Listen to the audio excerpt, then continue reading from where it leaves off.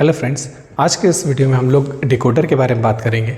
हम लोग देखेंगे कि डिकोडर क्या होता है, डिकोडर के टाइप्स देखेंगे, डिकोडर की वर्किंग देखेंगे, साथ में डिकोडर्स की एप्लीकेशन देखेंगे। डिकोडर एक कॉम्बिनेशन सर्किट होता है जो कि जस्ट ऑपोजिट ऑपरेशन करता है हमारे एनकोडर का। तो एनकोडर क्या करता था, जैसे कि अगर हम उसको कोई सिग्नल देते थे तो वो क्या करता था, उसको एनकोडिंग करता था, ठीक है। और डिकोडर क्या करता है, जस्ट उसको डिकोड करता है, मतलब उसको वापस उसके ओरिजिनल फॉर्म में कन्वर्ट करता है।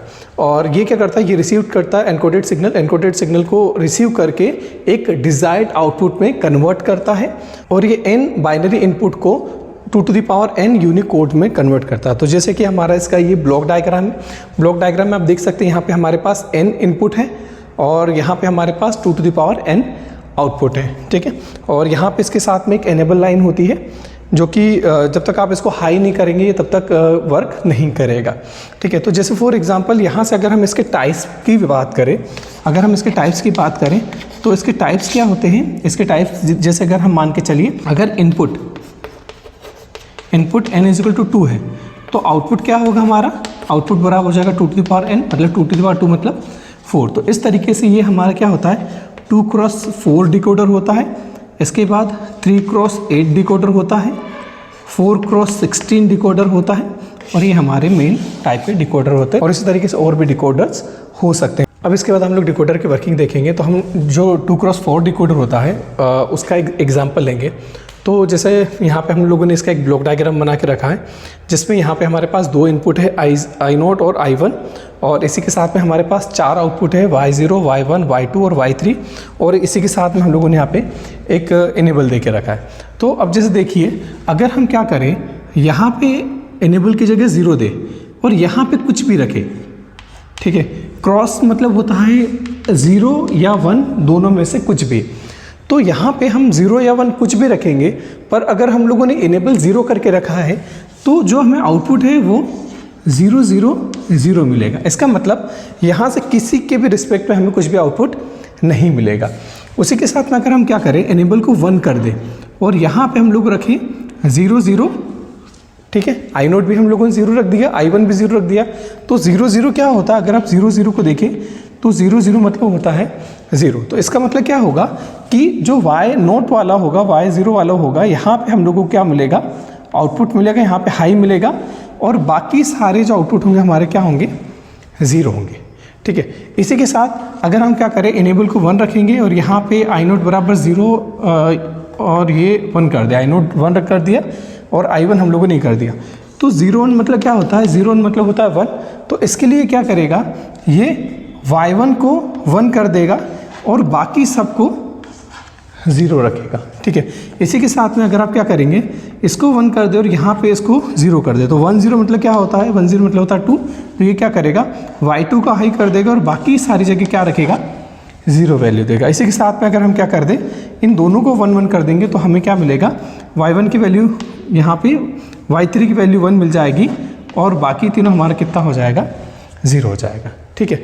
अब हम लोग क्या करेंगे, इसके लिए हम लोग इक्वेशन देख लेते हैं कि इक्वेशन क्या आएगी।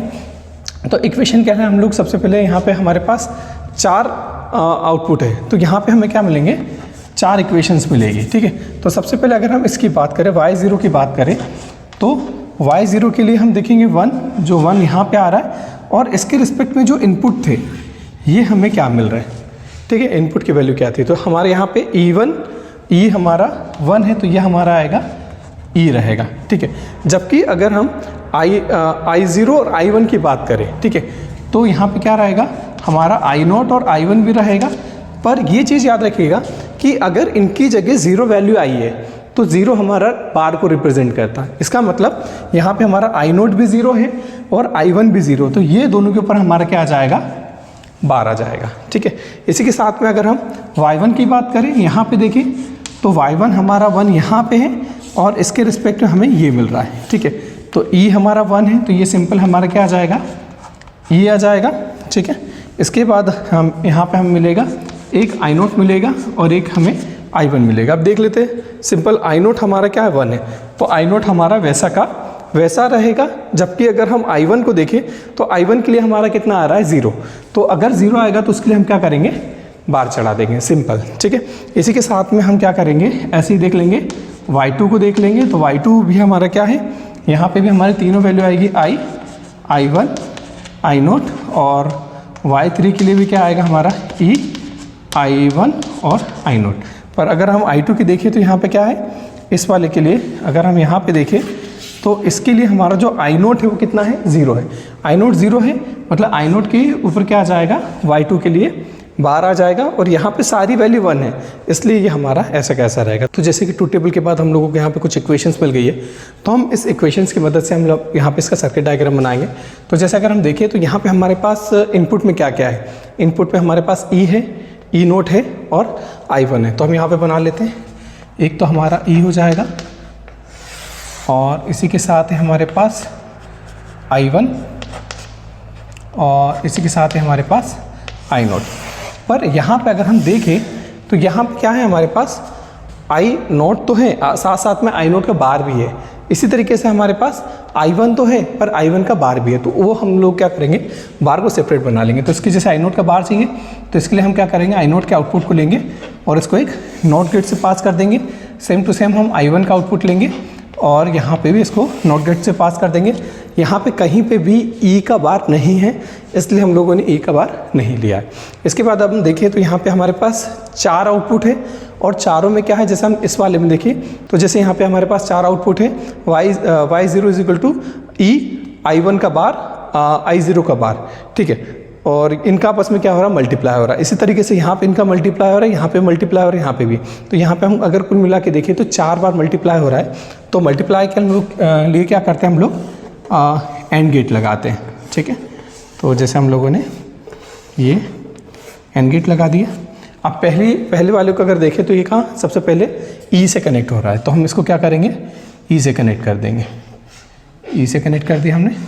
फिर उसके बाद हमारा I1 का बार और I0 का बार, तो हम क्या करेंगे, हमें पता है I0 का बार हम लोगों को यहाँ से मिलेगा और I1 का बार हम लोगों को यहाँ से मिलेगा। तो इस तरीके से यहाँ पे हमें जो y0 है ये मिल जाएगा E, I1 का बार और I0 का बार। इस तरीके से सेकंड वाले में देखें तो यहाँ पे क्या है, E, I1 का बार और 0।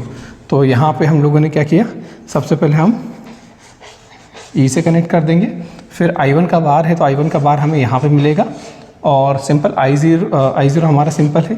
तो इस तरीके से हमें I1 बराबर E, I1 का बार और I0 मिल जाएगा, ठीक है। फिर इसके बाद हमारा है I0 का बार, तो I0 का बार हम यहाँ से कनेक्ट कर देते हैं और I1 सिंपल जा रहा है हमारा, तो I1 सिंपल कनेक्ट कर देंगे और E भी हमारा सिंपल जा रहा है, तो हम इसको क्या करेंगे, E से कनेक्ट कर देंगे।